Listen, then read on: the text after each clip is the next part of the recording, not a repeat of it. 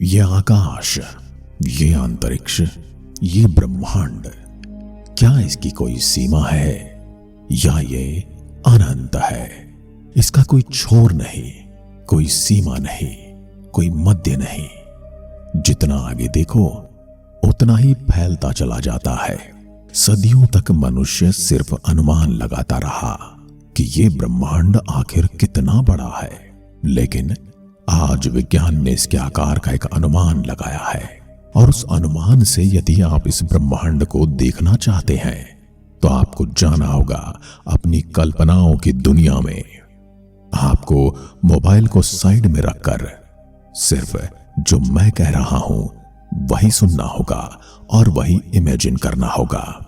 यह आपके लिए आपकी इमेजिनेशन पावर को भी बढ़ाएगा, आपको ब्रह्मांड के दर्शन भी कराएगा और सोने के लिए आपके मन को, आपके हृदय को और आपकी भावनाओं को कंट्रोल भी करेगा। विज्ञान कहता है कि पूरा ब्रह्मांड जिसे देखा जा सकता है वह 93 अरब प्रकाश वर्ष चौड़ा है। अब सोचिए, एक प्रकाश वर्ष यानी एक साल में प्रकाश के द्वारा तय की गई दूरी। प्रकाश की यदि गति की बात करें तो यह 3 लाख किलोमीटर प्रति सेकंड है, यानी एक सेकंड में वह पृथ्वी के चारों ओर 7 बार घूम सकता है। इतनी गति से चलकर भी अगर उसे पूरे ब्रह्मांड की चौड़ाई तय करनी होती है तो उसे अरबों साल लगेंगे, और वो भी सिर्फ उस हिस्से के लिए जिसे हम देख सकते हैं। हम इस विशालता के एक सूक्ष्म हिस्से में रहते हैं।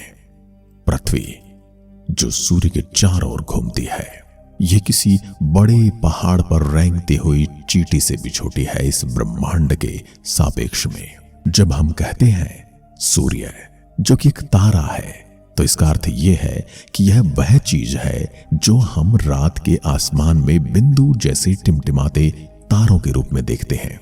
फर्क इतना है कि बाकी तारे हमसे दूर हैं, जबकि सूर्य हमारी पृथ्वी के बेहद नजदीक है। यही वजह है कि वह इतना बड़ा, चमकीला और गर्म महसूस होता है। सूर्य एक मध्यम आकार का तारा है जिसे वैज्ञानिक रूप से जी टाइप मेन सीक्वेंस स्टार या G2V स्टार कहा जाता है। यह अपने जीवन के स्थिर चरण में है, जिसे मुख्य अनुक्रम यानी मेन सीक्वेंस कहा जाता है। यानी वह अपने केंद्र कोर में हाइड्रोजन गैस को हीलियम में बदल रहा है। इस प्रक्रिया को न्यूक्लियर फ्यूजन कहा जाता है और यही उसकी अपार ऊर्जा का स्रोत भी है। हर सेकंड सूर्य अपने केंद्र में लगभग 60 करोड़ टन नाइट्रोजन को हीलियम में बदलकर इतनी ऊर्जा पैदा करता है जितनी लाखों परमाणु बम मिलकर भी नहीं कर सकते। इस ऊर्जा का एक हिस्सा प्रकाश और गर्मी के रूप में अंतरिक्ष में निकल पड़ता है और यही ऊर्जा हमें जीवन देती है। सूर्य का व्यास लगभग 13,009 लाख किलोमीटर है, यानी यह पृथ्वी से लगभग 109 गुना बड़ा है। सूर्य का द्रव्यमान पूरे सौरमंडल के कुल द्रव्यमान का 99.86% हिस्सा है। इसकी सतह का तापमान करीब 5500 डिग्री सेल्सियस और केंद्र का तापमान लगभग 1.5 करोड़ सेल्सियस तक होता है। अब कल्पना कीजिए, रात के आसमान में जितने तारे दिखते हैं वो सब किसी न किसी रूप में हमारे सूर्य के जैसे ही हैं, परंतु वे पृथ्वी से इतनी दूर हैं कि उनकी रोशनी हमें सूक्ष्म बिंदुओं में दिखाई देती है। यानी जब आप कहते हैं सूर्य एक तारा है, तो असल में आप कह सकते हैं कि हम एक तारे के चारों ओर घूमते हुए एक ग्रह पर रहते हैं, और आकाश में जो अन्य तारे हैं वो भी अपने अपने ग्रहों को उजाला दे ही रहे होंगे। 20वीं सदी की शुरुआत में 2 वैज्ञानिक हार्ले शेपले और हैबर कार्टिस इस बात पर बहस कर रहे थे कि मिल्की वे कितनी बड़ी है। शेपले का मानना था कि हमारी आकाश गंगा मिल्की वे लगभग 3 लाख प्रकाश वर्ष जितनी चौड़ी है, जबकि कर्टिस का कहना था कि यह उससे काफी छोटी है, लगभग 30,000 प्रकाश वर्ष।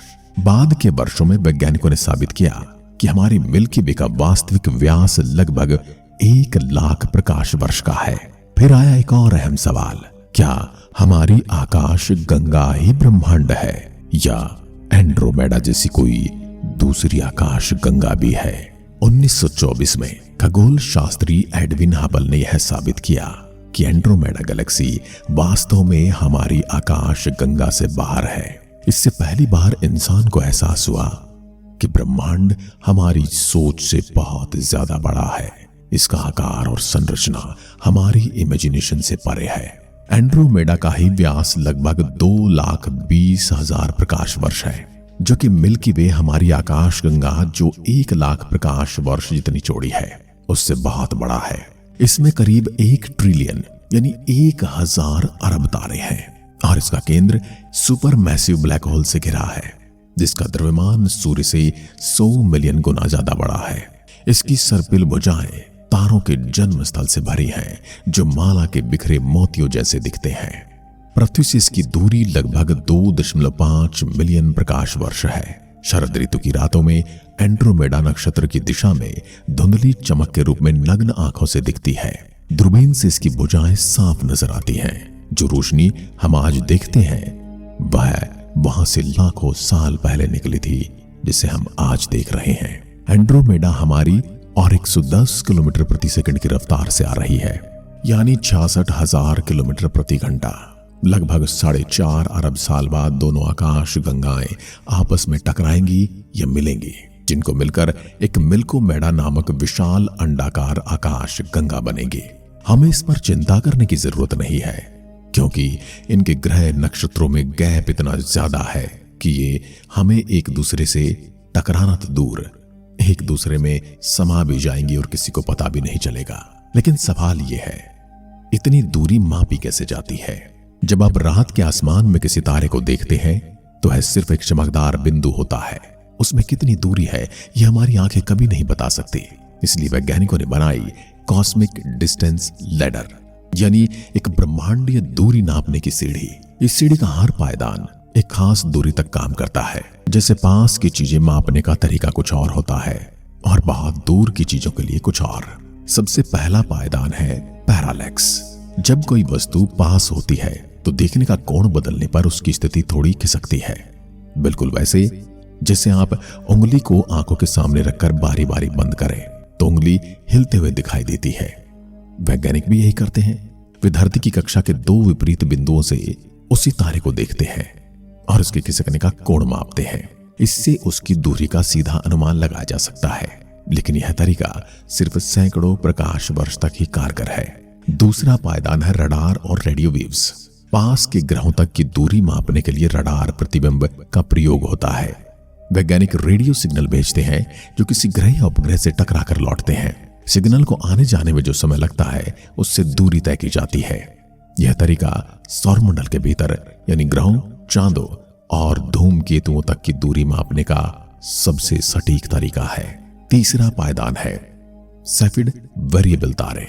जब दूरी पैरालैक्स से आगे बढ़ जाती है, वैज्ञानिक तारे की चमक के पैटर्न को देखते हैं। 1912 में वैज्ञानिक हेनरिटा स्वान लियाविट ने खोज की कुछ तारे, जिन्हें सेफिड कहा गया, एक निश्चित रिदम में चमकने और मंद होते हैं। उनकी धड़कन की अवधि जितनी लंबी होती है, तारा उतना ज्यादा चमकीला होता है। इस प्रकार अगर हमें सेफिड का वास्तविक चमकदारपन और दिखाई देने वाला चमकदारपन पता है तो हम उसकी दूरी निकाल सकते हैं। यही तरीका एंड्रोमेडा जैसी दूर की आकाश गंगाओं की दूरी मापने की नींव बना। चौथा पायदान है सुपरनोवा और रेड शिफ्ट।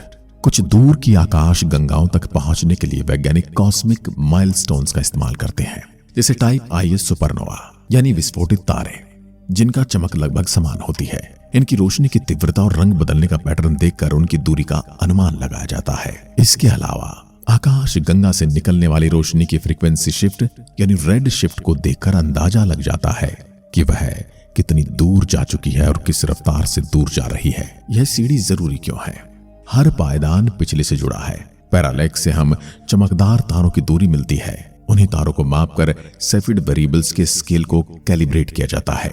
फिर सेफिड से आकाश गंगाओं की और वहां के सुपरनोवाओं की स्केल तय होती है और अंततः रेड शिफ्ट से पूरे ब्रह्मांड के प्रारूप और विस्तार का मापन होता है। यानी एक छोटे से कोण की माप से लेकर अरबों प्रकाश वर्ष तक की दूरी सब एक खगोलीय श्रृंखला से जुड़ी है। हमारे ब्रह्मांड को नापने की यही है सीढ़ी, जिसे चढ़ते हुए वैज्ञानिक धीरे धीरे अंतरिक्ष की गहराइयों तक पहुंचते जा रहे हैं। और जिस रफ्तार से ब्रह्मांड फैल रहा है उससे अनुमान लगाया गया कि दृश्य ब्रह्मांड आज लगभग 93 अरब प्रकाश वर्ष जितना चौड़ा है। नासा के खगोल शास्त्री एक अद्भुत उदाहरण से समझाते हैं। कल्पना कीजिए एक गुब्बारा जिस पर आपने कुछ बिंदु बनाए हैं। जैसे ही आप उसमें हवा भरते हैं गुब्बारा फैलता है और बिंदु के बीच की दूरी बढ़ जाती है। बिंदु अपने अपने स्थान पर रहते हैं, लेकिन स्पेस यानी समय स्थान का जो बेस है, गुब्बारे की जो परत है, वह फैलती जा रही है। इसी तरह हमारा ब्रह्मांड भी खिंच रहा है और वही विस्तार हमें इस असीम सागर का आकार देता है। हमारी धरती का आकार अगर एक रेत के जर्रे के बराबर माने तो पूरा दृश्य ब्रह्मांड एक विशाल झील जैसा होगा जिसमें हम सब एक शांत अदृश्य लहर हैं। इतनी गहराई में उतरने के बाद इंसान को समझ आता है कि हमारी जगह इस ब्रह्मांड में चाहे कितनी ही छोटी क्यों ना हो, लेकिन हमारी जिज्ञासा वही है जो हमें इतना विशाल बना देती है। तो चलिए अगले पल में जब आप रात के आसमान को देखें तो याद रखिएगा उन चमकते तारों के पार भी अरबों सूरज हैं, अरबों दुनियाएं हैं और हमारे जैसी अरबों जिज्ञासाएं हैं जो इस ब्रह्मांड में एक ही सवाल का जवाब ढूंढ रही हैं। क्या हम इस ब्रह्मांड में अकेले हैं और क्या ब्रह्मांड का कोई किनारा, कोई आदि, कोई अंत है? आज की वीडियो में बस इतना ही। जय हिंद, जय भारत।